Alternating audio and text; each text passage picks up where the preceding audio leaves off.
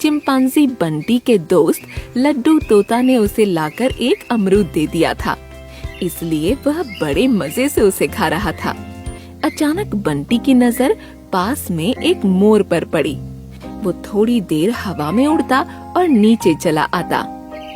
बंटी को दया आ गई और वो दौड़कर उसके पास चला गया। मोर घायल था और उसके कुछ पंख टूटे हुए थे। अरे, तुम तो बहुत घायल हो गए हो। किसने किया तुम्हारा ये हाल? एक सियार ने हमला किया था। मैं किसी तरह अपने आप को बचा पाया और पेड़ पर बैठ गया। उसने मुझे घायल करके मेरे पंख नोच डाले।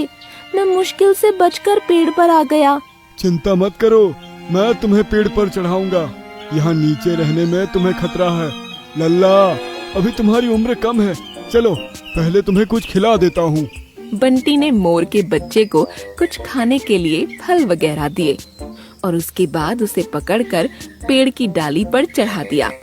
उसके मुंह में भोजन गया और सुरक्षित स्थान भी मिल गया। अब वो बहुत प्रसन्न दिखाई दे रहा था। काका, आपका बहुत बहुत धन्यवाद। इस जगह पर मुझे कोई डर नहीं है। लल्ला, चिंता मत करो, तुम्हारा नाम मैंने लल्ला रख दिया है, ठीक है? अब मेरे साथ इसी पेड़ पर रहा करो। बंटी लल्ला को समझा ही रहा था कि इतने में उसे वही सियार दिखाई पड़ गया। वो लल्ला मोर के ही चक्कर में आया था। उस सियार को देखकर बंटी का माथा घूम गया।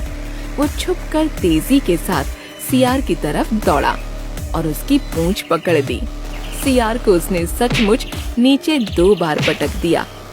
सियार ने जैसे ही मौका पाया, सर पर पैर रखकर भाग खड़ा हुआ। बंटी और लल्ला मोर में अच्छी दोस्ती हो गई। बंटी दोस्त के खाने का इंतजाम भी कर देता था। वो आसपास ही रहता था। लल्ला का जख्म धीरे धीरे भरता चला गया।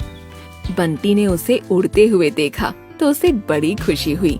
वो चाहता था कि लल्ला अच्छी तरह से उड़ सके और उसके ऊपर कोई खतरा न आने पाए।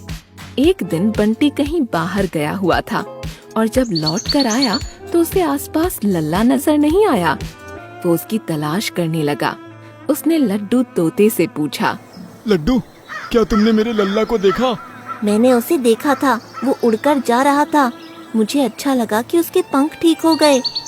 बंटी को बड़ा दुख हुआ क्योंकि लल्ला बिना बताए ही चला गया था। बंटी लड्डू तोता के साथ जंगल की तरफ चल पड़ा।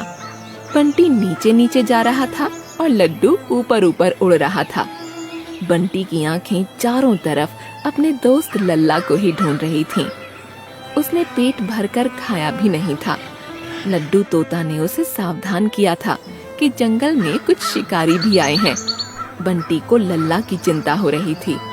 बहुत देर तक तलाश करने के बाद बंटी को लल्ला दिखाई पड़ गया। उसने लल्ला को आवाज भी दी, लेकिन लल्ला सुन नहीं पाया।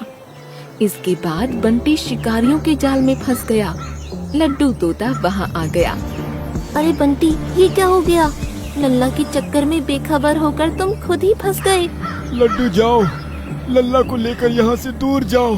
शिकारियों का खतरा है, उसे बचा लो। बंटी, लल्ला ने अच्छा नहीं किया। उसे तुमसे दूर नहीं जाना चाहिए था। तुमने उसका कितना ख्याल रखा था और उसने बिना बताए तुम्हारा साथ छोड़ दिया। लल्ला मेरा दोस्त है, बच्चा है, नादान है, उसे कोई तकलीफ नहीं होनी चाहिए। बंटी, तुम चिंता मत करो। मैं लल्ला को भी समझा दूंगा और तुम्हारी रिहाई का प्रबंध करना चाहता हूँ। अब मेरी रिहाई नहीं हो सकेगी। अलविदा दोस्त, तुम्हें और लल्ला को सदैव याद रखूंगा। लड्डू तोता उड़ते उड़ते लल्ला के पास पहुंच गया और उसे कोसने लगा। मैं बहुत दिन बाद अच्छी तरह उड़ पाया। इसी चक्कर में यहाँ तक आ गया। मुझे माफ कर दो दोस्त। चलो, मेरा दोस्त बंटी कहाँ है? मैं उसे देखना चाहता हूँ। मैं बहुत दिन बाद अच्छी तरह उड़ पाया।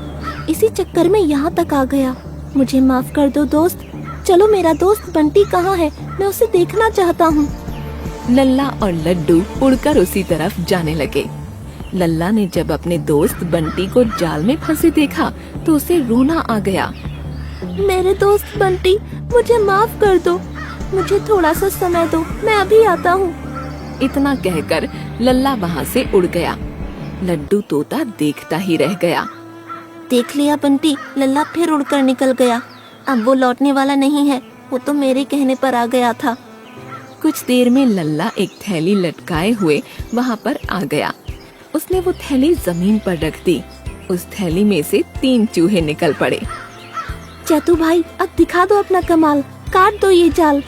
बस फिर क्या था, तीनों चूहे मिलकर जाल को काटने लगे और देखते ही देखते पूरे जाल को काट दिया। बंटी आजाद होकर बाहर आ गया और उसने लल्ला को गले से लगा लिया। उन चूहों को भी धन्यवाद दिया। इस तरह लल्ला ने भी अपनी दोस्ती का फर्ज अदा किया।